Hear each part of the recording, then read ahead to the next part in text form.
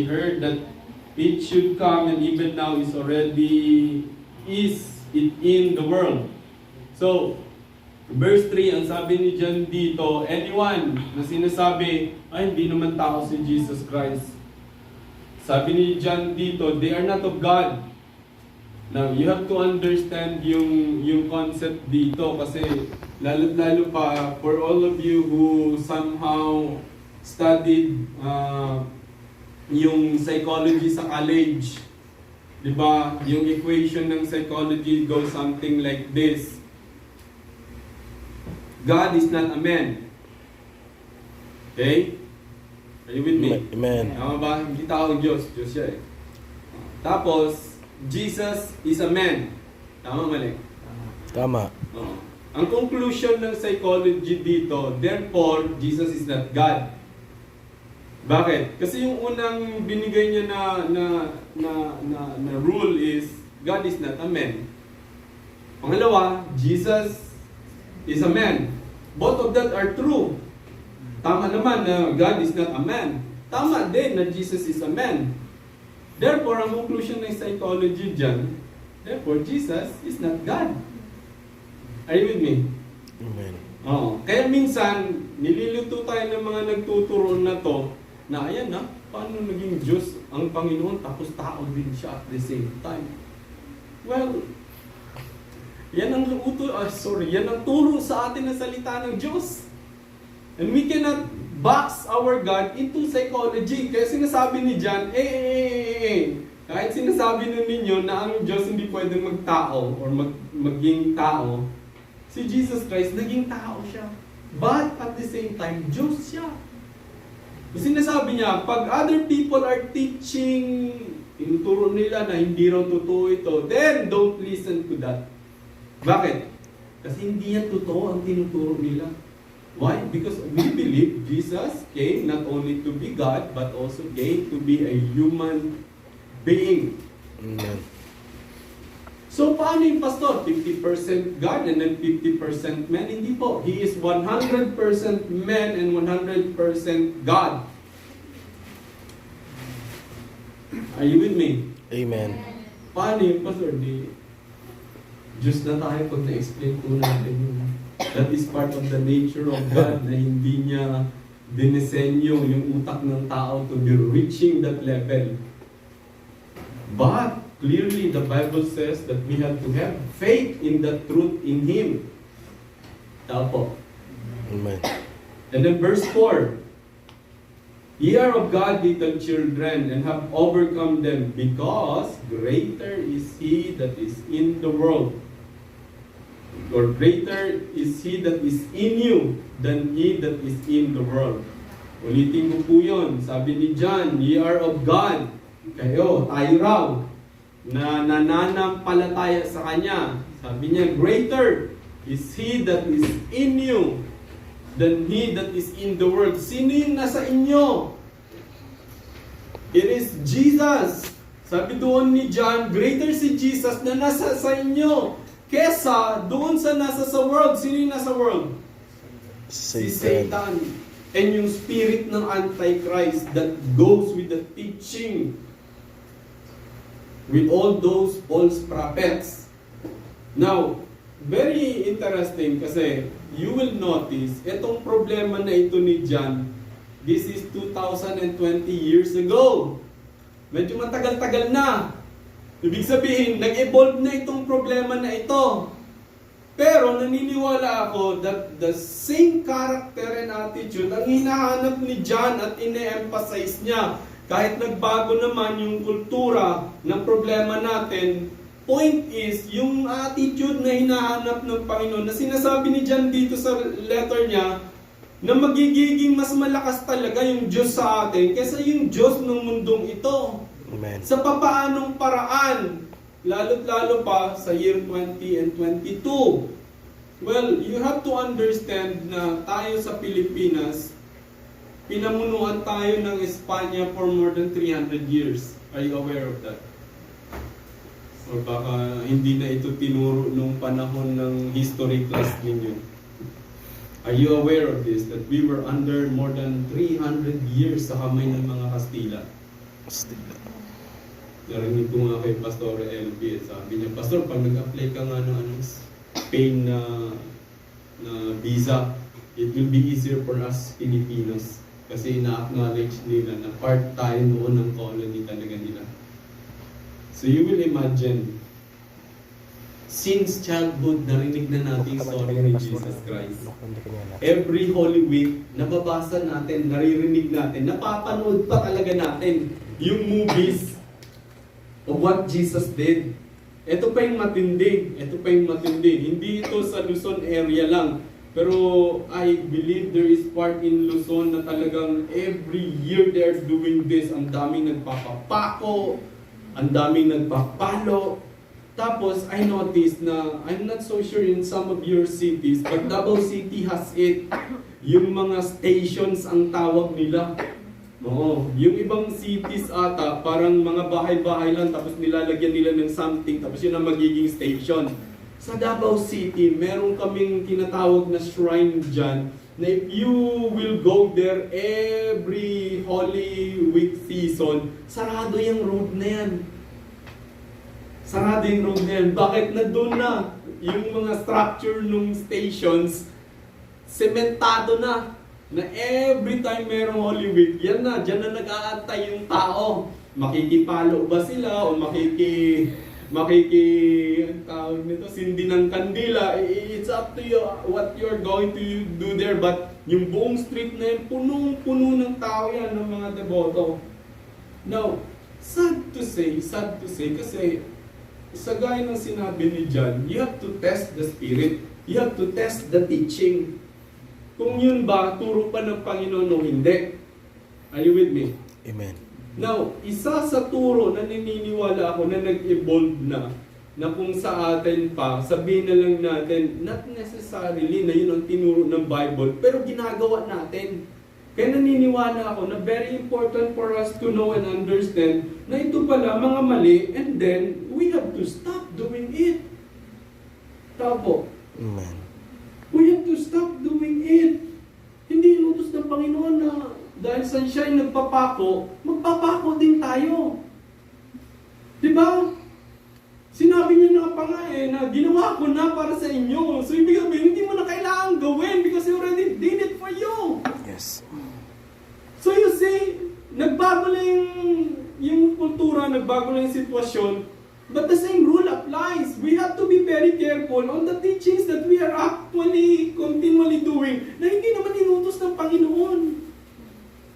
Ini-interview pa nga sila, bakit mo ito ginagawa, Brad? Hindi ka ba nasasaktan? Kita mo nagdudugo eh. Sakit nga nung mapako lang. I mean, mamartilyo lang. Yung pa talagang pinapako talaga. Bubutasan. Nasubukan nyo na ba mapako? Pinako mo bro? O nakapak? Ano ko, sakit mo. Posible, maano pa yun, ma-tetanus. But you will notice, I think, during the Holy Week, pinapanood ako eh. Ewan ko bakit sobrang taas ng cross na ginamit nila. Pagkatapos habang tinataas nila yung nakapako, nag-swing. Maya-maya nahulog yung nakapako. Yung comment pa talaga doon na nakalagay, hindi naman ganun yung nangyari kay Kristo eh. Hindi naman siya nahulog sa cross. Napag-walinsis. Di ba? Practices that we are doing that needed to be scrutinized. Dapat tinatanong natin, ito ba yung tinuturo ng Biblia? Inutos ba ito ng Diyos? And yet, we are doing it. Ito pa yung matindi. Yung mga tao pa talaga na gumagawa nun, ang tingin natin sa kanila, sobrang spiritual nila kasi nagpapapako sila. Ito pa yung mas matindi pa talaga. Kasi kapag ginagawa rin nila yon, yung mga prayers nila, dinidinig ni Lord. Oh my goodness. Saan nila nabasa yun? Na pinrescribe ng Panginoon na kapag nagpapapako tayo, kagaya niya, pakikinggan niya yung ating mga dalangin. Wala po sa Biblia yun. Amen. Wala po. But we are doing it. Kaya nga sabi ni John, hey, test Check muna. Galing nga ba yan sa turo ng Panginoon o tradisyon lang yan na pinapasa-pasa? Amen. Ito pa, very common ito. Kahit nga nag-COVID, inalaw sila. Dati, kahoy na kulay brown yun naging itim na lang through time. Pinoprosesyon yan every year. Isa sa vice presidente natin noon, very proud that every year, sabi niya, I never miss. Hanggat sa maaari, gusto ko makasama ako doon. Kung hindi man makakarga, at least mahaplos ko yung kamay doon sa itim na Nazareno. Question, is this actually prescribed by God? Inutos niya ba sa atin na pumahid-pahid tayo doon? No, very interesting again. Dahil sa, alam niyo naman, yung social media, kung ano-ano yung mga picture, kung ano yung nakikita. Yung mga deboto mismo, who are actually part of the group na nangangasiwa sa buong prosesyon after na nangyari. Wala na, tapos na, no? Galing from one place, nilipat nila sa kabilang place, natapos na yung lahat, nagsiuwian na, hapon na, gabi na, mamamahinga na sila. Kaharap nila, pre.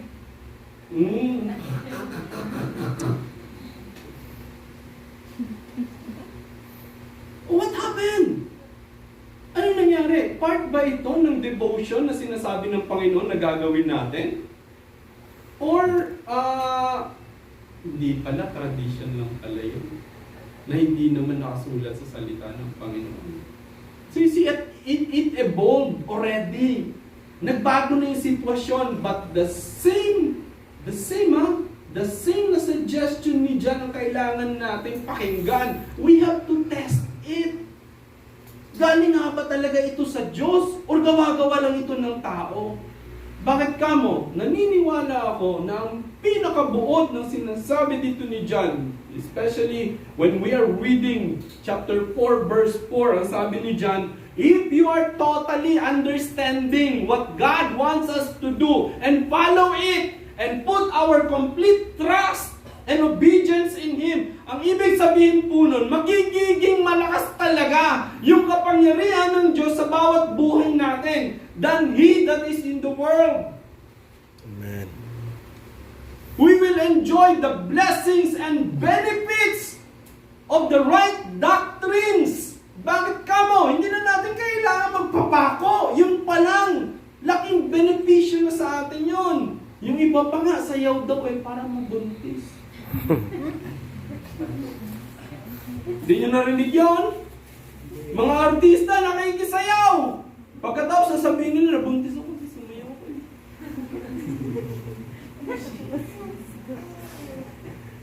At totoo lang, kung nabasa ko sa Biblia yun, nako! Wala eh!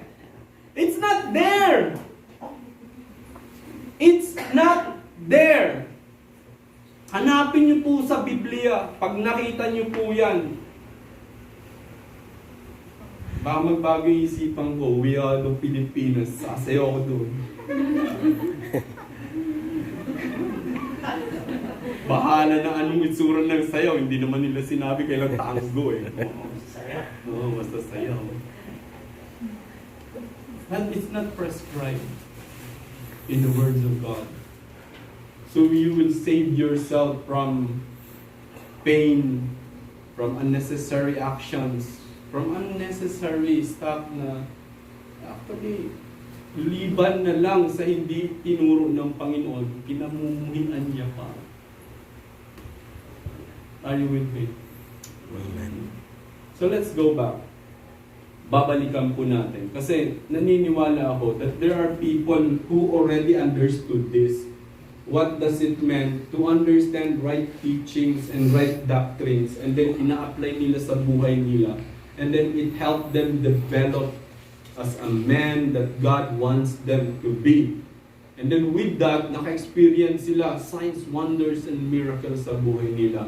I only, at least meron pong 5 personalities dito na gusto pong i-share sa inyo. 2 from the Old Testament and 3 naman from the New Testament. Yung una sa Old Testament, you've heard of the life of Joseph. Sino nakakilala kay Joseph? Amen. Hindi yung father-in-law ko. Yung father-in-law is Joseph. Yung Joseph ng Biblia. Si Joseph po, since childhood, medyo very intriguing na yung upbringing or growing up years niya. Bakit kamo? Paborito siya ng papa niya. Hindi mo namang kasalanan. I mean, kung ikaw sa pamilya mo, medyo ikaw yung apple of the eye ng papa mo or ng mama mo, hindi mo namang kasalanan yun. Hindi mo inutusan si dad na, Dad, ako yung dapat na paborito mo. Hindi. The moment you were born, you were growing up, your father or your mother see something in you that they really like. And therefore, they put, yun na nga, yung attention sa'yo. So yung iba, naiinggit, nagagalit sa'yo. Not necessarily na may ginawa ka, kundi talagang, yun na nga, nagsiselos din sila. Pero dapat kagalitan nila yung papa, di ba? Hindi yung anak. But here is Joseph, hated by his brothers. Simply because he was loved by his father. Amen. So ibig sabihin, it's not his fault. Hindi niya kasalanan na maging paborito ng tatay niya. But there it is. Sama ng loob ng mga kapatid niya. Nangyayari kasi, every time that they are sent to the field, si Joseph pinapaiwan. Pagkatapos, inutusan siya ng papa niya, tignan mo nga na kung anong ginagawa nila. Natural na pagbalik ni Joseph, magre-report sa papa niya kung anong ginagawa ng mga kapatid. Pag-uwi ng mga kapatid, Oy! Anong pinagagawa niyo doon? Kahit hindi sabihin ni Papa kung sino yung nag-utos at nagsumbong, alam nila. So ganun sila kay Joseph, walang ibang nagsumbong dito. Yan naman, ay naku, yung Joseph na yan. And then he started having dreams. Nasubukan niyo na bang nanaginip na dinisenyo niyo yung panaginip? Hindi naman, di ba? You just dream it, you just see it. Hindi mo dinidesenyo yan. Pwede mong isipin or i-imagine. But the dream is gone. Tapos na. It is not something that you orchestrated. Nakita mo lang yon. So si Joseph, hindi niya rin kasalanan na nanaginip siya. Ano yung panaginip niya? Yung harvest nila, nag-bow down sa kanya. Yung stars, the moon and the sun, bow down to him. So sinare niya. Nanaginip ako mga bro, ay nako, iba yung nasa isipan ng mga kapatid. Anong ibig sabihin nun? Kami maging alipin mo, tapos ikaw maging master namin. Again, it's not his fault. It's just a dream that he was saying. If you will read the passage, ang sabi dyan, the brothers even hated him more. To the point na gusto na nila siyang patayin. One day, again, nasa field sila, inutusan ng papa, check mo nga yung mga kapatid mo. Pag-check nyo, medyo malayo-layo na, siguro nagutom, lumapit siya. Bro, pinapatanong ni papa, kumusta na daw kayo? Ito na itong sumbongero. Sabi ni isa, walang kwenta daw, patay na lang natin. Lahat halos na magkakapatid. Sige, patay na lang natin to. Buti na lang yung eldest. Oops, teka, huwag lang. Kapatid pa rin natin. Tapon na lang natin sa balon. Hindi nga patay, magugutom naman. Makapatay sa gutom dun sa balon. Oh my goodness, can you imagine? Brothers against brothers hating each other. Ayun, tinapon nila si Joseph. Well, make the long story short, sayang naman, pwede nating perahan to. Parang aso, ano?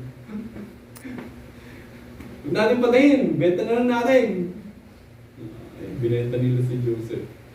You have to understand that slaves before don't have a right of their own. Kung ano yung gusto ng amo nilang gawin, pwedeng gawin. Pwedeng ipapatay, pwedeng iparate, pwedeng tagtarin, pwedeng karnihin. The slave has no right for his own. So eto na, binili siya ni Potiphar. Napaka-dakilang general. ng Egypt at that time under Pharaoh. So, make the long story short, again, he did his best. Nagtrabaho siya ng maayos. Eto na naman. Asawa ni Potiphar, Joseph. Eto tumakbo na nga eh. Tumakbo ay nako. Sabi nga ng iba, di sana, na lang, ginawa niyo na lang para wala preso-preso. You see the heart and attitude of Joseph.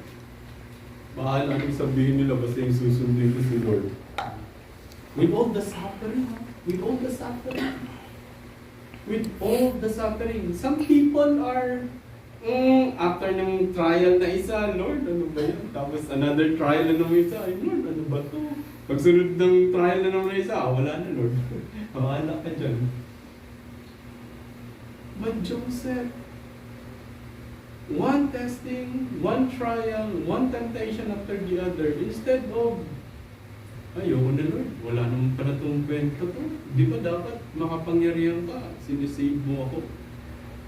Di ba, you're all powerful. Pagkatapos, sinaya mo, ibenta ko ng mga kapatid ko. If Joseph had that kind of mentality, tapos na yung story niya. The Egyptian, not only Egyptian, but also his own family could have starved to death. No one will save them. 7 years na famine, walang pagkain. Hindi lang si Joseph mamamatay noon. Lahat sila mamamatay. But because he didn't stop, hindi huminto si Joseph. One testing, one trial, one hardship after the other. Naniniwala talaga siya na yung Diyos na nasa kanya is greater than he that is in the world. Amen. Satan, you can do everything eh. Pero hanggang dyan lang yung kapasidad mo eh. Bakit? Yung Diyos ko mas magaling pa rin. So here he is, kinulong, na walang kasalanan. Kung hindi maganda yung character and attitude ni Joseph, he stopped doing the best what he is doing. Oo, pwedeng tatamad-tamad na siya, total, nasa presohan naman, but hindi. He is continually doing his best. So nung nasa kulungan na siya, naging mayor pa siya. Ginawang mayor ng kulungan. Alain niyo yun? Nung tatamad-tamad siya, wala. Bakit gagawin kang mayor? But he continued to be faithful in what the Lord has asked him to do. Minsan ganun tayo. Yung parang may gusto tayong maabot. Tapos, banat tayo ng banat na parang it's because of our effort kaya natin or yun ang pamamaraan para maabot natin yung gusto natin. But what if kagaya tayo ni Joseph? Nag-try tayo, we fail. I mean, in our own mindset, ang akala kasi natin yung pag hindi nangyari, failure na. But Joseph hindi eh. He keeps on having that dream in his mind. Lord, sa'yo naman ito galing, then it is you who will fulfill it. Ganito man yung nangyayari sa buhay ko, still I trust you. Why? Because I know that you that is in me is greater than he that is in the world. Amen. When it was time for him to see the benefits of his faithfulness, para makita niya kung gaano ka makapangyarihan yung nasa kanya, then, Pharaoh started having dreams na walang nakaka-interpret, only him. So when he started interpreting, yung pala yun. Pharaoh put him in a position way much higher than Potiphar. Kung masama yung loob niya kay Potiphar o revenge yung tinanim niya sa isipan niya, immediately sasabihin niya agad, huhulihin ko si Potiphar. Total, mas mataas na yung position ko sa kanya. But no, it didn't happen. Kung sama ng loob, revenge, resentment, ang tinanim ni Joseph sa puso niya, when he met his brothers, ay nako, eto na sila, tantarin niya yan! But no, You know, the moment he sees them, none of them could remember him. Hindi na maalala. You know, paano naaalala ng tao yung isang tao na kahit na matagal na silang nagkita? You keep the memory. You miss them. You keep some of the pictures from them.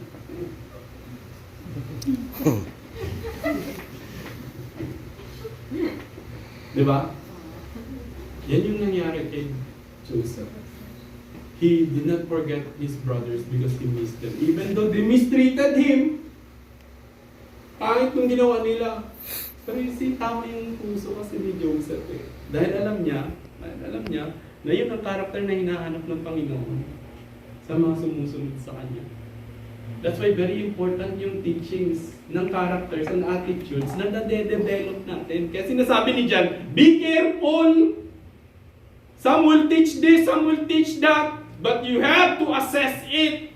Pag-aralan mo, tinuro nga ba talaga yan ng Diyos o naku, atin-atin lang pala yun. Dati, medyo initang kami ng mga matatanda sa pamilya, lalo pag namamatay o may namamatay. Siyempre sa sobrang dami ng tao, papunta pa rito, dumi, di magwawalis. Uy, bawal yan! Eh halos sa amin mga Christian na Bakit bawal? Hindi kasi, hindi rin talaga pwede magwalis kapag may namatay. Saan po sa Biblia? Saan po mababasa sa Biblia kaya galit na galit sila sa akin pag sinasagot ko na silang ganun? Ikaw bata ka talagang tigas talaga ng ulo. Paano tumigas yung ulo ko? Naglinis pa nga ako eh. Naglinis pa nga ako, di ba dapat, oy good boy, naglinis siya. Diba? But because of tradition that we don't even understand the source of it, hindi naman nila alam, kayang detensahan kung saan nga nanggaling, nagalit pa. So, you will notice, try to imagine the kind of character that God wants to develop. Isa nga lang ito si Joseph na tinitingnan natin. Wala eh. Tama pa rin yung nasa puso niya. People could do what they do. Pwede, kapatid niya yun. Siniraan siya. Binenta siya, gusto pa siyang patayin. Asawa ni asawa ni Potiphar. Accuse him. False accusation pa talaga. Maling akusasyon pa talaga.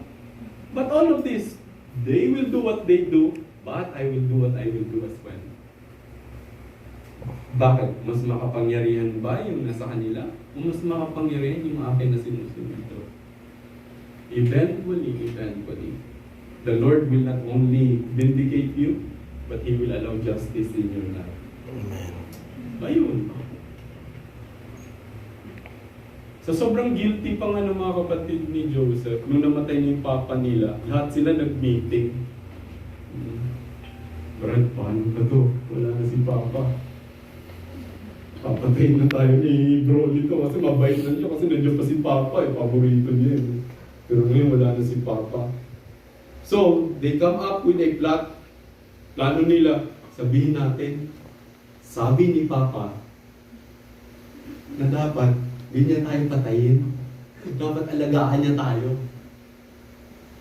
Can you imagine how many years passed already? Ilang taon na sila na nasa Egypt na inaalagaan ni Joseph, but they cannot take that guilt away from them. Amen. Bakit? Kasi sa kanila, sa isipan nila, ganun yung dapat na mangyari. But Joseph is thinking otherwise. Sabi niya, hindi, Brad. Bakit kailangan niyo pang i-brought out ito? Matagal na nangyari ito. Tsaka alam niyo buti nga, binenta niyo ako. Alain niyo yun? Alain niyo yun? Sinabi niya ba, buti nga binenta niyo po ako? You meant it for evil, but God meant it for good.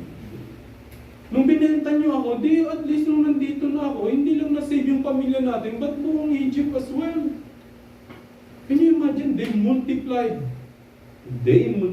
na mas dumami pa sila kaysa sa mga Egyptian people. Why? Because yung faithfulness ng Panginoon goes through generation. Makikita natin na mas greater na talaga yung Diyos ni Joseph kesa sa yung Diyos ng Egyptians at that time. Even though, kung iisipin mo, sila yung superpower at that time. But eventually, naging katakot-takot ang mga Israelites. Why? Because the Lord multiplied them so much. Kaya kailangan umalis na sila. Kasi natakot na yung mga Egyptian people na ma-overpower nila ng Israelites yung mga Egyptians. See? Proves the point that God that is in us is greater than He that is in the world. Amen. But may pero po doon. We have to keep that attitude and character in us that we are to put our complete trust and faith and obedience to Jesus Christ and Jesus Christ alone. Apo. Amen. Pangalawa, sa na-mention ko na si Daniel. Si Daniel tsaka yung mga kaibigan niya, si Shadrach, Meshach, and Abednego.